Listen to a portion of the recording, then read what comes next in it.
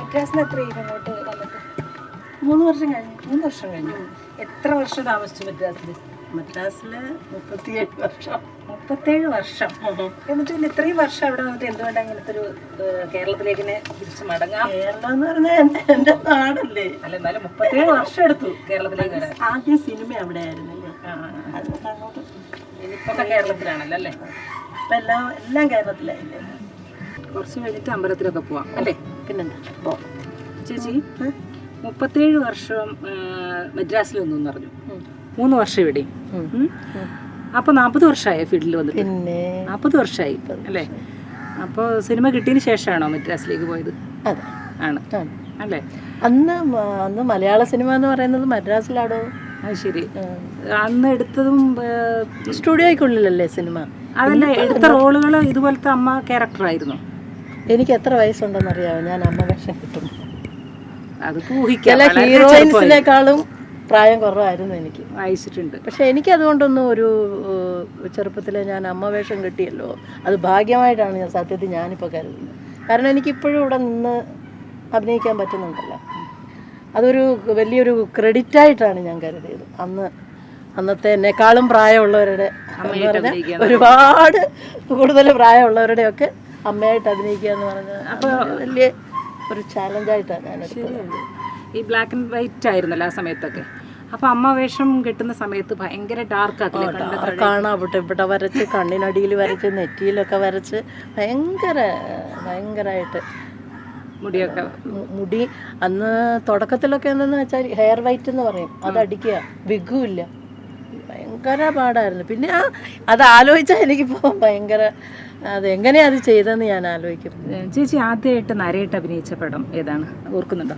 പിന്നെ തൊമ്മൻ്റെ മക്കൾ. ആരുടെ അമ്മയായിട്ടാണ് അഭിനയിച്ചത്? അതിൽ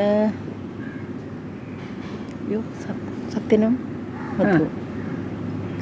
അതോ നസീർ സാറാണോ ഏറ്റവും കൂടുതൽ? ആ പടം 84 റീമേക്ക് ചെയ്തു. അത് ശരി. അതിലും ഞാൻ അഭിനയിച്ചു. ഞാനും ഡയറക്ടർ മാത്രം പഴയ ആൾക്കാർ, ബാക്കി എല്ലാവരും പുതിയ. മോഹൻലാലും ലാലു അലക്സും.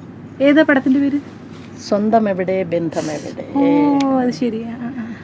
അതിൽ സത്യമാഷയുടെ ക്യാരക്ടർ ലാലു അലക്സ്, മറ്റേത് മോഹൻലാൽ. പഴയ കാലത്ത് ഏറ്റവും കൂടുതൽ അമ്മയായിട്ട് അഭിനയിച്ച മകനായിട്ട് അഭിനയിച്ച നടൻ നസീർ സാറായിരുന്നു. അത് ഇന്നത്തെ പോലെ തന്നെ ഇപ്പോൾ എല്ലാവരും പറയുന്ന ലാലിൻ്റെ അമ്മയായിട്ട് അഭിനയിക്കുമ്പോഴാണ് ഒരു ഭയങ്കര ഒരു കോമ്പിനേഷനാണെന്ന് പറയാറുണ്ട്, കഥകൾ വരാറുണ്ട്. അപ്പോൾ അതുപോലെ അന്ന് നസീർ ഖാൻ്റെ കൂടെ അഭിനയിക്കുമ്പോൾ എല്ലാവരും പറയാറുണ്ട് അമ്മയും മകനും ഭയങ്കര രസമാണെന്ന്. പ്രവാഹം എന്ന് പറയുന്ന സിനിമയൊക്കെ അത് അന്ന് മാത്രമല്ല, അന്നും ഇന്നും അമ്മ എന്ന് പറഞ്ഞാൽ എല്ലാവരുടെയും മനസ്സിൽ പണിമുച്ചിയാണ്. സത്യമായിട്ട് സത്യം. കാരണം എല്ലാവരും പറയാറുണ്ട് അമ്മ പന്നമ്മ ചേച്ചിയുടെ. അത് ഇപ്പോൾ ഇങ്ങനത്തെ ഒരു ഇമേജാണല്ലോ ചേച്ചിക്കുള്ളത്, അതായത് സോഫ്റ്റ് ആയിട്ടുള്ള അമ്മ, അല്ലാതെ ഒരു വെറൈറ്റി വേറൊരു ക്രൂരായിട്ടുള്ള അമ്മ ഒന്നും ചെയ്തിട്ടില്ല. അത് ചേച്ചി എടുക്കാത്തതാണോ അതോ ഡയറക്ടേഴ്സ് തരുന്നില്ലേ? എന്താ? അങ്ങനെയല്ലടോ, എനിക്ക് ഒരുപാട് ആഗ്രഹമുണ്ടായിരുന്നു. അങ്ങനെ അന്നത്തെ കാലത്തെ ഡയറക്ടേഴ്സിൻ്റെ അടുത്തൊക്കെ ഞാനിങ്ങനെ ചോദിച്ചിട്ടുണ്ട്. അപ്പോൾ എൻ്റെ ശല്യം സഹിക്കാൻ വയ്യാതായപ്പോൾ ശശികുമാർ സാർ, ഞങ്ങളൊക്കെ ഒരുപാട് പടങ്ങൾ ഒരുമിച്ച് ചെയ്തതല്ലേ, അപ്പോൾ ആ ഒരു സ്വാതന്ത്ര്യം വെച്ചിട്ട് ഞാൻ ചോദിച്ചു, ശശി സാറേ എനിക്കൊരു വില്ലത്തി വേഷം. എൻ്റെ പൊന്നമ്മച്ചി നിങ്ങളുടെ മോഹം അതിന് കൊള്ളൂല എന്ന് പറഞ്ഞു. ഇപ്പോൾ എൻ്റെ ഒരു സുഹൃത്ത് ഇപ്പോൾ ചെയ്യുന്ന ക്യാരക്ടർ ഇതിൻ്റെ ജസ്റ്റ് ഓപ്പോസിറ്റ് ഒരു ക്യാരക്ടർ ചെയ്യിക്കണമെന്ന് പറഞ്ഞ് നടക്കുന്നുണ്ട്. ശരി. പക്ഷേ ആർട്ടിസ്റ്റ് ആകുമ്പം എല്ലാ ക്യാരക്ടറും ഒക്കെ അഭിനയിക്കണം എന്നൊക്കെ പറയുന്നതൊക്കെ ശരി തന്നെ. പക്ഷെ ചില ആൾക്കാർക്ക് അതിൽ നിന്ന് ഒരു ഇമേജ് ഉണ്ടോ, അതില്ല എന്ന് പറഞ്ഞാൽ ഞാൻ സമ്മതിക്കില്ല. ഇമേജ് ഇല്ല, ആർട്ടിസ്റ്റ് ആവശ്യമില്ല എന്നൊക്കെ പറയുന്നവരോട് ഞാൻ സമ്മതിക്കില്ല. എങ്കിൽ പിന്നെ എന്തിനാ ഇപ്പം ആർട്ടിസ്റ്റിനെ ബുക്ക് ചെയ്യുന്ന പിന്നെ എന്തിനാ? ഇപ്പോൾ ഒരു സോഫ്റ്റ് ക്യാരക്ടർ വരുമ്പം എന്നെ എന്തിനാ ആലോചിക്കുന്നത്? അപ്പം എനിക്ക് ആ ഇമേജ് ഉള്ളത് കൊണ്ടാണ് അല്ലേ? ശരിയാ. പിന്നെന്തായി പറയണം, ചുമ്മാ പറയാതൊക്കെ ഇമേജ് ഉണ്ട്, ഇമേജ് ഇല്ല. ചേച്ചിക്ക് സിനിമയ്ക്കകത്താണോ അതോ പുറത്താണോ ഏറ്റവും നല്ല സുഹൃത്തുക്കളെ കിട്ടിയിട്ടുള്ളത്? എല്ലാവരും സുഹൃത്തുക്കളാണോ. അത് പിന്നെ സിനിമയിലാണ് കൂടുതൽ. ജീവിതം മുഴുവൻ സിനിമയായിരുന്നല്ലോ. പുറത്തങ്ങനെ ഒരുപാട് പേരില്ല, സിനിമയിൽ തന്നെയാണ് സുഹൃത്തുക്കൾ. എല്ലാവരും സുഹൃത്തുക്കളാണ്, എല്ലാവരും എൻ്റെ മക്കളാണ്, എല്ലാവരും എൻ്റെ കൊച്ചുമക്കളാണ്, എല്ലാവരും എൻ്റെ സഹോദരങ്ങളാണ്. ആരാ ശത്രുക്കൾ? ആരുമില്ല. എനിക്ക് എല്ലാവരും സുഹൃത്തുക്കളേ ഉള്ളൂ. പിന്നെ ഞാൻ ഒരു പരിധി വിട്ട് ഒരാളുമായിട്ട് ഞാൻ അടുക്കില്ല.